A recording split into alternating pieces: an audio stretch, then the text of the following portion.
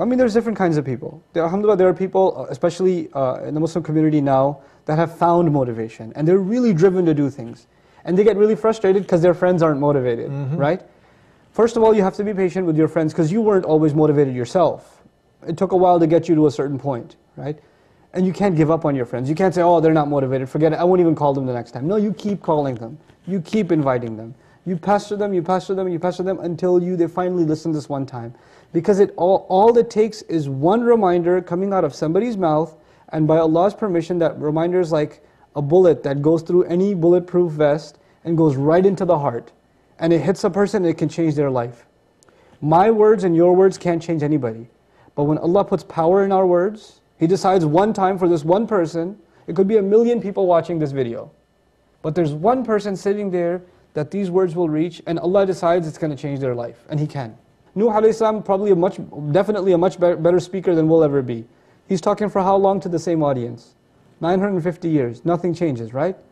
Which means for us, we can't quit reminding, and we can't quit remembering that Allah is the one who changes people, and motivation is like that, it'll come over time. Like Umar, my favorite example, Umar radiallahu anhu. The Prophet started delivering his message, for 5 years this guy was not Muslim radiallahu anhu. The question is, what was he doing for 5 years?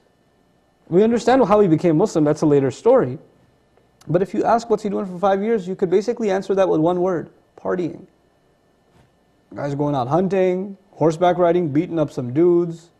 So if you call him, hey, let's have a discussion about the purpose of life, or about the afterlife, or I gotta go shoot some spears or something, you know what I'm saying? He was busy.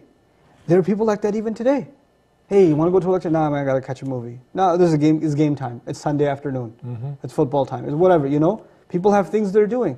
But you can't give up on people like that, because Allah describes their hearts like a rock that's got water inside, and you keep tapping at it, and you tap at it, and you tap at it, and eventually, a little tiny crack. And when that crack happens, water comes out, just like faith comes out. Yes. It's just like that, faith comes out. So some people, it's easy, they just completely transform overnight, and for some people, it takes a long time. And we should be respectful of that and not give up on those kinds of people. You don't give up on people. You keep making dua for them, you keep striving behind them. You know, we think when we give somebody a reminder and they don't change right away, that, man, this guy doesn't listen. She doesn't listen, she doesn't care.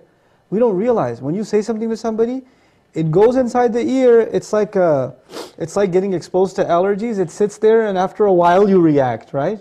It's like that. It can sit there and simmer and simmer and simmer, and eventually it comes out as Islam. That's actually what happened with Umar, the story of Umar. He heard Islam way back, early on. He heard it from the Prophet himself. He tried to beat up the Prophet one time before he was Muslim. He hid behind the veil of the Kaaba.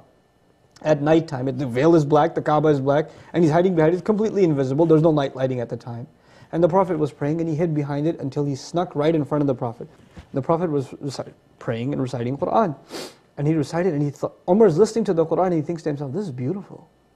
Wow, he must be a poet. He didn't say it, he was thinking it. And the Qur'an says, وَمَا هُوَ بِقَوْلِ شَاعِرٍ. It's not the word of a poet. The Prophet didn't hear him, but this was the next verse that he was reciting, the next ayah that he was reciting. Umar said, how do you know that? He must be a mind reader. The next verse, next ayah is, وَمَا هُوَ بِقَوْلِ كَاهِنٍ. It's not the word of a mind reader. قَلِيلًا مَا تَذَكَّرُونَ. How little you like to remember. How little an effort you make to truly remember. تَنْزِيلٌ مِّن رَبِّ الْعَالَمِينَ. It's the revelation from the master of all worlds. He got so terrified he ran away. That's actually not the day he became Muslim. He was so shocked by what just happened. He came to attack the Prophet ﷺ, he ran away. He became Muslim much after that. But you know what? The first crack had already been caused.